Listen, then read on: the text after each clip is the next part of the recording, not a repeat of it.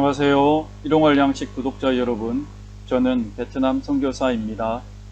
8월 25일 일용할 양식 갈라디아서 4장 1절에서 11절 말씀입니다. 옛날 유대에서는 자녀가 아무리 많은 재산을 부모로부터 물려받았다 할지라도 성년이 될 때까지는 법적 대리인이나 청지기가 재산을 맡아서 관리했다고 합니다. 그전에는 법적으로 소유권을 주장할 수 없었습니다. 그래서 마치 아무런 소유를 가질 수 없었던 종과도 마찬가지인 상태였습니다. 그러나 법적으로 성년이 되었을 때 비로소 법적인 권리를 인정받고 모든 재산을 소유할 수 있었습니다. 이전의 갈라디아 성도들은 이와 같았습니다. 그들은 영적으로 어리고 무지했으며 천한 초등학문 아래서 종노릇을 했습니다. 여기서 초등학문이란 할례와 율법을 준수해야만 구원을 얻을 수 있다는 율법주의를 말합니다. 유대 율법주의자들은 구약의 날과 달과 절기를 준수하는 것으로 대표되는 이런 율법의 각 조항들을 철저히 지킴으로 구원을 얻을 수 있다고 생각했습니다. 이것은 자기 의로 구원을 얻을 수 있다는 천한 논리요 주장이었습니다. 구약의 모든 율법은 장차 오실 예수 그리스도의 그림자였습니다. 그리고 때가 이름에 그 그림자의 본체가 되시는 예수님께서 여자를 통해 이 땅에 오셨습니다.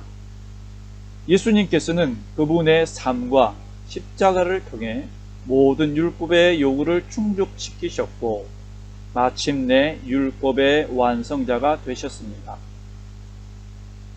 이제 더 이상 율법주의가 머물 자리는 없습니다. 그것은 마치 새 아파트가 완성되면 그 아파트의 모델하우스는 그 용도를 다하여 해체되고 없어지는 것과 마찬가지인 것입니다. 갈라디아 성도들은 더 이상 천한 초등학문에 얽매여 그것에 종노릇하지 않아도 됩니다. 그들은 예수님으로 말미암아 하나님의 온전한 상속자로서 자신의 권리와 자유를 가지게 되었습니다. 이제 그 자유와 권리를 마음껏 누리면 되었습니다. 그런데 어찌 된 일인지 갈라디아 성도들은 자꾸 율법으로 돌아가려 하고 있었습니다. 우리는 이전에 죄의 종노릇하며 하나님과 원수되었던 자들이었습니다. 하나님의 심판을 피할 수 없었던 필멸의 존재였습니다. 그런데 예수님께서는 우리들에게 너무나도 놀라운 반전을 이루셨습니다. 죄의 비참한 노예였던 우리를 자유인으로 바꾸셨습니다.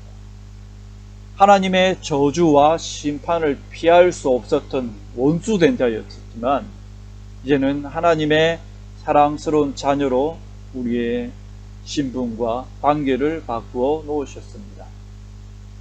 우리는 이제 하나님을 아빠, 아버지라 부를 수 있게 된 것입니다. 믿기 힘든 일이지만 이것이 예수님을 믿는 자들에게 일어난 영화보다 더 드라마틱한 변화인 것입니다. 심지어 우리는 하나님 나라의 상속자가 되었습니다. 그냥 이름뿐인 자녀, 명목상의 양자가 된 것이 아니라 하나님 나라의 유산을 물려받을 수 있는 실제적인 권리를 가진 자녀, 상속자가 된 것입니다. 그리고 이제 내가 하나님을 알 뿐 아니라 하나님도 나를 아십니다. 할렐루야. 그렇습니다.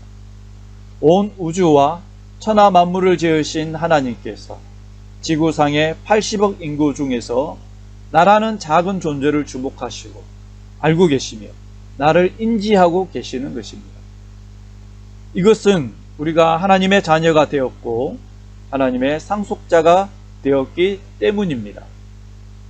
그분은 관심과 사랑을 가지고 내가 어디에 사는지, 무엇을 하는지, 어떤 형편인지 아십니다. 정말 엄청난 영광이요 감격스러운 일이 아닐 수 없습니다. 그런데 갈라디아 성도들은 자신에게 일어난 엄청난 변화를 믿지 못하고 잘못된 교훈에 미혹되었습니다. 다시금 이전처럼 천한 초등학문의 노예로 돌아가려 하고 있는 것입니다. 우리는 우리에게 이루신 예수님의 일을 기억해야 합니다. 우리는 자유인이 되었습니다. 하나님 나라의 당당한 상속자가 되었습니다. 이제 하나님께서 아시고 주목하시는 자가 되었습니다. 그 어떤 세상의 문화, 풍습, 관습, 주의나 이념, 우상들도 하나님 대신 우리의 주인 노릇하며 우리를 종처럼 얽매게 할 수는 없습니다. 이런 모든 시도들을 단호히 물리쳐야 합니다. 우리는 날마다 하나님을 아빠 아버지라 부르며 자녀의 특권을 온전히 누려야 합니다. 그렇게 살 수 있는 저와 여러분 되기를 소망합니다.